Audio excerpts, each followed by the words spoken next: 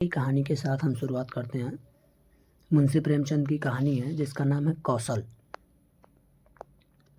पंडित बलराम से उनकी पत्नी माया काफ़ी समय से एक हार मांग रही थी।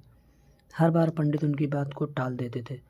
वो कभी अपनी पत्नी से यह नहीं कह पाते थे कि उनके पास हार खरीदने के लिए पैसे नहीं। वो हमेशा कहते थे घर में हार रखने से चोरी हो जाता, ऊपर से हमेशा जौहरी हार के दाम को बढ़ाकर ही बोलता। इन गहनों को खरीदने से किसी तरह से फ़ायदा नहीं हो, बस कुछ देर के लिए सजने संवरने के काम आते हैं और फिर वे इतनी मुसीबत से आते हैं कि इन्हें खरीदना ही बेकार है। पंडित की पत्नी काफ़ी भोली थी। वो हमेशा अपने पति के इन बातों में आ जाती थी, लेकिन दूसरी महिलाओं के पास गहने देखकर उसके मन में होता था कि काश मेरे पास भी ऐसा जेवर होता। वैसे पंडित थोड़ी मेहनत करते थे तो अपनी पत्नी के लिए हार खरीद देते, लेकिन उन्हें सिर्फ भोजन करना और आराम करना ही पसंद था। वो अपने आलस्य के कारण पत्नी की 4 बातों को सुनना भी बुरा नहीं मानते थे। एक दिन बच्चों को पढ़ाकर पंडित जी घर से लौटे तो देखा कि उनकी पत्नी के गले में वही हार है जिसकी मांग वो लंबे समय से कर रही थी। हार देखते ही उन्होंने पूछा, अरे इतना सुंदर हार तुम्हारे गले में कैसे आया? पत्नी ने जवाब में कहा कि ये पड़ोस में रहने वाली महिला का है। मैं उससे मिलने गई थी आज। उसने जब मुझे ये हार दिखाया तो मैं इसे पहन कर आ गई ताकि तुम इसे देख लो। मुझे बस ऐसा ही एक हार चाहिए। पंडित बोले, पगली, तुम किसी दूसरे का इतना महंगा हार लेकर आई हो, अगर चोरी हो गया तो यह बनवाना ही पड़ेगा और बदनामी होगी जो वो ऊपर से। पंडित पत्नी कुछ सुनने को तैयार नहीं थी। उसने बताया कि ये 20 तोले का हार है और मुझे भी बिल्कुल ऐसा ही हार चाहिए। पत्नी की जिद सुनकर पंडित को घबराहट होने लगी। तभी पत्नी बोल पड़ी, जब सारी महिलाएं ऐसे हार पहनती हैं तो आखिर मैं क्यों नहीं पहन सकती? गुस्से में पंडित जी बोल पड़े, सब लोग कुएं में कूदेंगे तो क्या तुम भी कूद जाओगी? ऐसा नहीं होता है कि जो दूसरे करें उसे हम भी करें।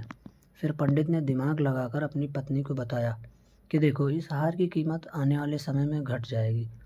अगर आज इसे मैंने 1000 में लिया तो कल या 1 साल बाद 600 रुपये का हो जाएगा और फिर 5 साल में इसकी कीमत 300 ही रहेगी।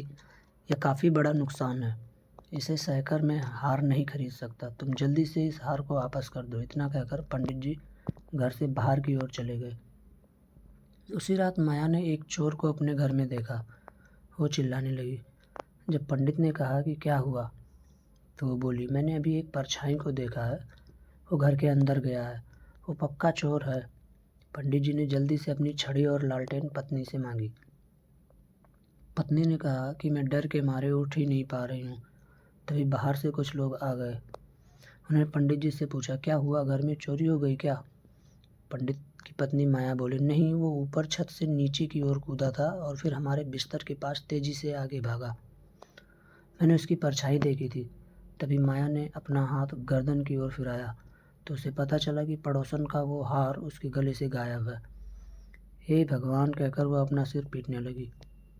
पंडित बलराम शास्त्री ने पूछा, तुम उस हार को उतार कर क्यों नहीं सोई थी? सहमी सी आवाज़ में माया बोली कि मुझे क्या पता था कि आज ही घर में इतनी बड़ी मुसीबत आ जाएगी।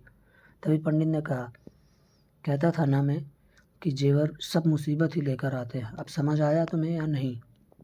पंडित के पड़ोसियों ने तब तक पूरा घर छान मारा जब तक कुछ हाथ नहीं लगा। एक पड़ोसी बोला, लगता है किसी जानने वाले ने ही ये काम किया है। दूसरे पड़ोसी ने कहा, देखो, घर के लोगों द्वार बताए बिना किसी को कुछ पता नहीं चलता है। हार के अलावा और क्या चोरी हुआ है वो देखना चाहिए। पंडित की पत्नी माया बोली, सब कुछ तो सही ही दिख रहा है, संदूक भी बंद है और बर्तन भी सारे घर ही में हैं। उस चोर को पराये लोगों का सामान ही ले जाना था, मेरा कुछ ले जाता। वो गहना ले गया, उसकी मैं मालकिनी नहीं थी। अब हार का मज़ा आ गया ना तुम्हें? कितना समझाया लेकिन तुम्हें कुछ समझ आए तब ना। तंज मारते हुए पंडित जी ने कहा। माया बोली, पूरे 20 तोले का था। अब कह दूंगी उसे कि चोर ले गया, जो लेगी हार के बदले दे देंगे। पंडित ने झल्लाते हुए कहा कि तुम्हें बदले में हार ही देना पड़ेगा। पत्नी ने पूछा कि इतना पैसा तो नहीं है, इसका क्या कैसे इंतजाम होगा? पंडित बोले, कुछ ना कुछ तो करना ही पड़ेगा, बदनामी तो होगी ही। तुमने उसका गहना रखकर बहुत बड़ी भूल कर दी है। माया ने दुखी होते हुए कहा कि मेरा भाग्य ही खराब है। दूसरों की चीज़ें गले में डालकर मुझे क्या सुख मिला था कि मैं उसे पहनकर ही सो गई। उसकी पत्नी ने कहा कि अब खुद को दोष मत दो, देखते हैं कुछ ना कुछ कर ही लेंगे। पड़ोसी से कह देना कि जल्द ही उनका हार उन्हें मिल जाएगा। इतना कहने के बाद पंडित सोचने लगा कि आखिर ऐसा क्या करें कि उस हार की कीमत का पैसा जुट जाए। उसके बाद पंडित ने अपने ज्ञान से धन कमाना शुरू किया। पंडित को उस हार की रकम चुकाने की इतनी चिंता थी कि उन्होंने दिन में सोना तक छोड़ दिया था। बच्चों को पाठशाला में पढ़ाने के बाद श्रीमद् भागवत की कथा करते और फिर लोगों की कुंडलियाँ सब देखते। इतना करते करते देर रात तक जागते और फिर सुबह पाठशाला में बच्चों को पढ़ाने चले जाते थे। इस तरह दिन रात एक करके उन्होंने 6 महीने तक किसी तरह से उस हार की रकम जितना पैसा कमा लिया। जैसे ही हार की रकम पूरी हुई, पंडित सीधे ठीक वैसे ही जेवर खरीद ले आए और अपनी पत्नी के सामने रख दिया। पंडित की पत्नी माया पहले तो हार देखकर बहुत खुश हुई। फिर उसने पंडित से पूछा कि आप गुस्से में दे रहे हैं क्या ये हार? जवाब में पंडित ने पूछा, गुस्से और नाराज़गी जैसी क्या बात है? उसका हार हमारे घर से गायब हुआ था तो उधार तो चुकाना ही पड़ेगा ना।